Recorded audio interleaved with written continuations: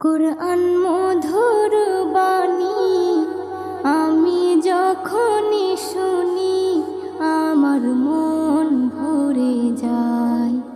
কুরআন মধুর বাণী আমি যখনই শুনি আমার মন ভরে যায়।